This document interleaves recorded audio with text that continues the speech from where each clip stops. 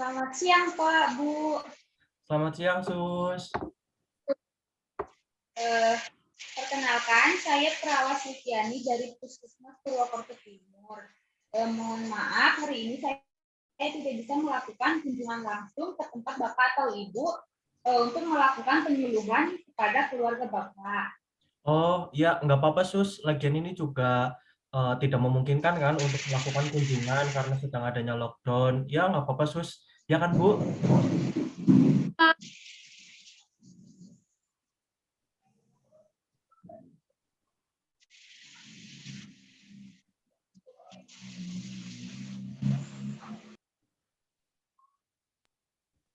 Baik, Pak. Terima kasih atas pengertiannya. Kalau boleh tahu, untuk pertemuan kali ini akan membahas mengenai apa ya, Sus, kira-kira? Sebelumnya, mohon maaf, mungkin saya akan off kamera ya, Pak, Bu, karena kendala sinyal. Oh, ya. Oh, nggak apa-apa. Nggak apa-apa, Sus. Silakan. Jadi pertemuan kali ini saya ingin menyampaikan mengenai keluarga berencana atau KB Bu Sara. Kebetulan Bapak Jika dan Ibu Sara kan sudah memiliki satu putra yang baru saja lahir beberapa hari yang lalu. Jadi saya di sini akan menjelaskan mengenai keluarga berencana agar Bapak dan Ibu juga bisa memutuskan akan menggunakan KB yang sesuai dengan Ibu dan Bapak. Oh, ya. Kalau begitu, ya nggak apa-apa, Sus. Silakan aja, Suster menjelaskan mengenai KB. Nanti saya dan istri saya akan mendengarkan, Sus. Baik Pak, terima kasih atas waktunya. Saya membutuhkan waktu sekitar 10 menit dalam pelaksanaannya. Bisa saya mulai, Pak, Bu? Oh, ya. Baik, Sus. Sebelumnya saya ingin bertanya, apakah Bapak dan Ibu sudah tahu mengenai KB itu apa? Setahu saya, KB itu pelayanan mengurangi jumlah anak ya, Sus. Betul tidak? Ya, kurang lebihnya begitu ya, Bu Sara. Kalau menurut Bapak, KB itu apa, Pak? Kalau setahu saya, untuk KB itu pelayanan yang berhubungan dengan kontrasepsi, Sus. Nah, kontrasepsi yang sering saya tahu itu ya kondom, seperti itu.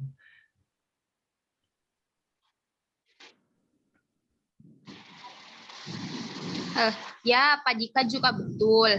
Baik, agar Bapak dan Ibu tahu lebih dalam mengenai KB, saya akan menjelaskannya melalui PowerPoint ya Pak, Bu. Apakah Bapak dan Ibu siap? Ya, kita Siap, Sus. Baik, saya mulai ya Pak, Bu. Ya, Sus.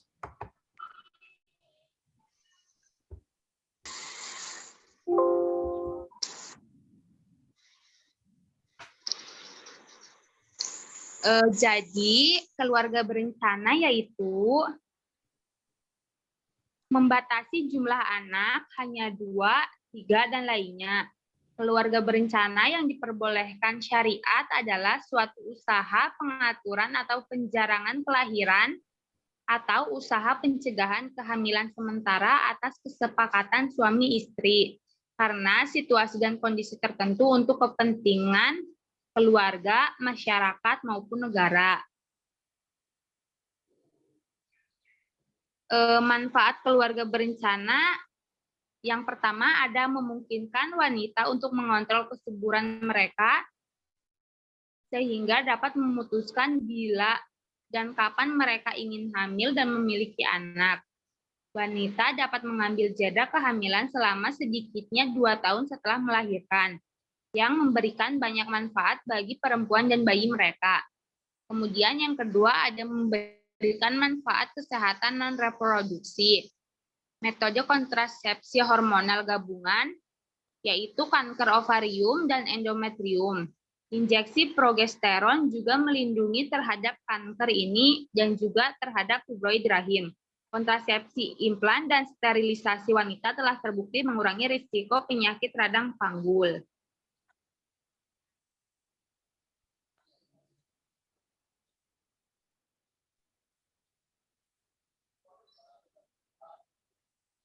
Kemudian yang ketiga ada mencegah efek kesehatan jiwa dari kehamilan yang tidak diinginkan dan mengurangi aborsi. Kemudian ada kemampuan untuk mengontrol kesuburan juga memungkinkan wanita untuk lebih mengontrol aspek lain dari kehidupan mereka.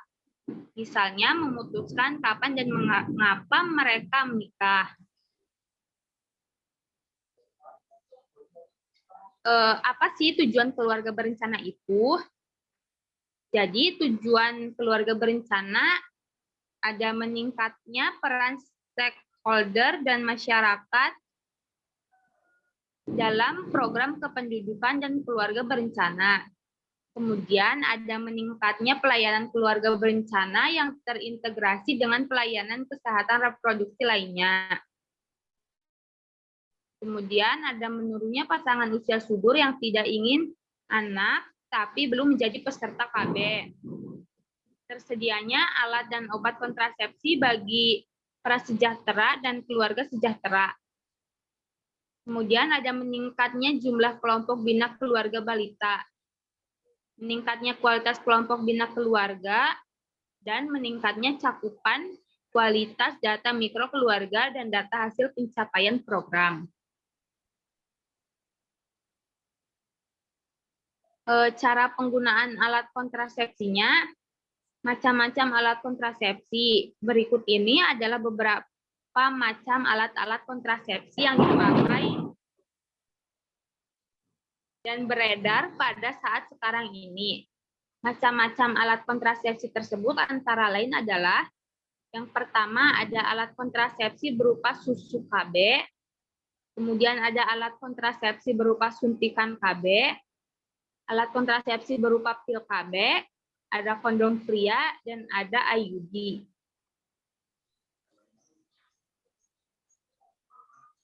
Alat kontrasepsi berupa susu KB atau implan.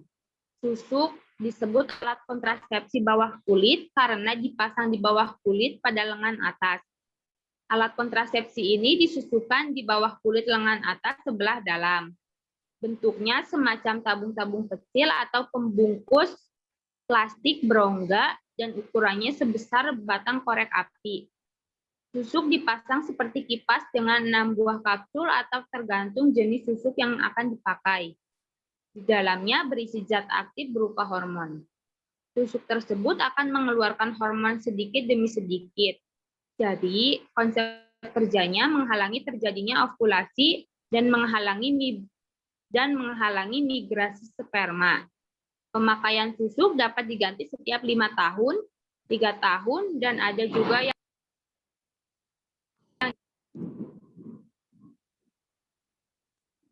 yang juga diganti setiap tahun. Alat kontrasepsi yang berupa pil kontrasepsi kombinasi berupa kombinasi dosis rendah estrogen dan progesteron.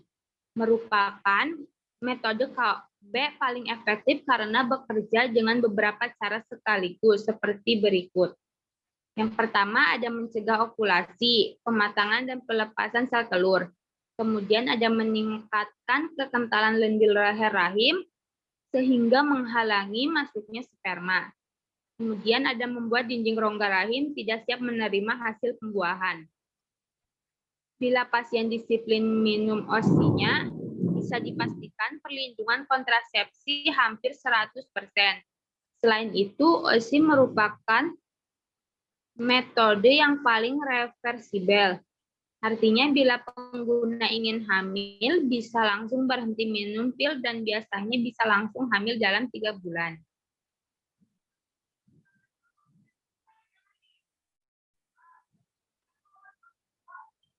Alat kontrasepsi yang berupa suntik KB.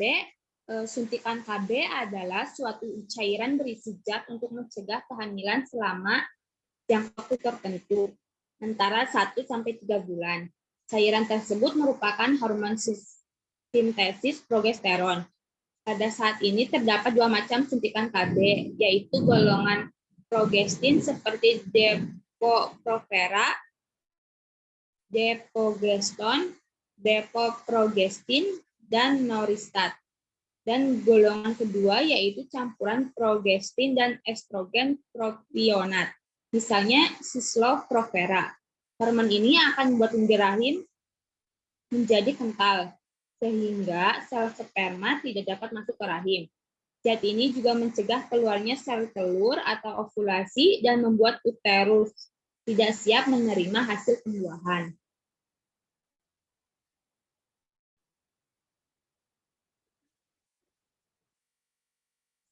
Yang ketiga ada kondom pria. Alat kontrasepsi ini dipasang pada alat kelamin pria untuk mencegah masuknya sperma ke dalam vagina ketika sedang berhubungan, memberikan perlindungan dari bahaya penularan infeksi penyakit menular seksual, dan sangat mudah didapatkan. Namun, alat kontrasepsi ini hanya bersifat sekali pakai.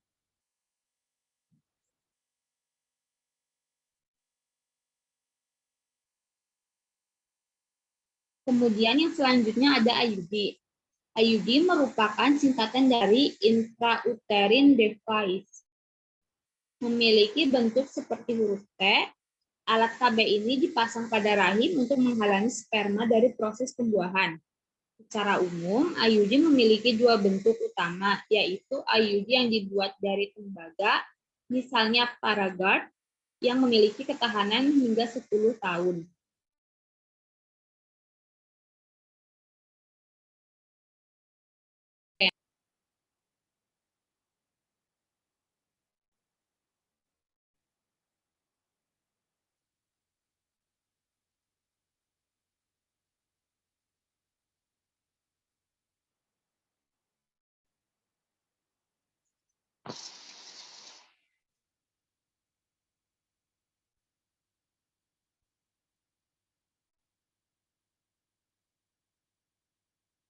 Demikian Pak, Bu, penjelasan dari saya.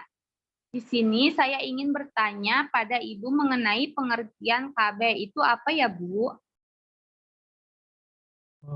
Masih di off itu, Bu.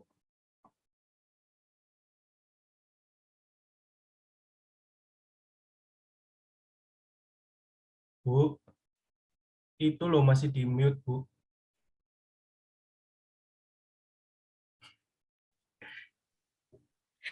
Oh ya, makasih ya Bapak. Ya, itu masih di mute. Iya, mohon maaf Pak. Gimana Sus tadi bisa diulangi pertanyaannya? Kan saya sudah menjelaskan tentang KB ya, Bu. Di sini saya akan bertanya kepada Ibu mengenai pengertian KB itu apa ya, Bu? Nah, pengertian KB itu sendiri atau keluarga berencana yaitu membatasi jumlah anak 2 dan 3 lainnya. Keluarga berencana yang dibolehkan syariat adalah suatu usaha pengaturan atau penjarangan kelahiran atau usaha kehamilan sementara atas kesepakatan suami istri karena situasi dan kondisi tertentu untuk kepentingan maslahat atau keluarga, masyarakat maupun negara. Begitu Sus, kira-kira. Ya, betul sekali Ibu. Selanjutnya Bapak, coba Bapak sebutkan macam-macam alat kontrasepsi ya Pak. Tadi sepenangkapan saya yang dijelaskan sama Suster Silvi, itu ada KB suntik, terus KB pil, KB kondom pria, dan IUD ya Sus, seperti itu. Ya, betul sekali ya Pak. Baik Pak, Bu, ternyata Bapak dan Ibu langsung paham dengan apa yang saya sampaikan. Sekarang apakah ada yang ingin ditanyakan Pak, Bu? Saya ingin bertanya, tetangga saya ada yang melakukan KB suntik, tapi kemarin dia cerita ke saya, ternyata udah isi lagi Sus 3 bulan. Dan dia bingung, padahal udah KB suntik itu. Gimana ya, Sus? Dia juga masih seumuran sama saya loh, Sus. Ya, saya coba jelaskan ya, Bu. Kemungkinan tetangga Ibu memang tidak terkontrol saat melakukan KB, Bu. Oh iya, kemarin dia bilang katanya sempat berhenti. Nah, ketahui untuk kehamilan, Bu. Dan biasanya juga karena pemilihan KB yang kurang tepat, Bu. Oh, seperti itu ya, Sus. Maka Ibu bisa konsultasikan dulu ke pelayanan kesehatan ya, Bu, terutama ke bidan. Nanti Ibu bisa memilih untuk penggunaan yang menurut Ibu sesuai dengan kebutuhan Ibu. baik, Sus. Ya, mungkin sekian dulu penjelasan dari saya ya, Pak, Bu. Jika membutuhkan penjelasan lain, Bapak dan Ibu bisa menghubungi saya nanti. Nanti saya akan jelaskan bagian yang belum dipahami. Terima kasih, Pak, Bu. Selamat siang. Ya, terima kasih, Sus. Terima kasih, Ya, Sus. Selamat siang.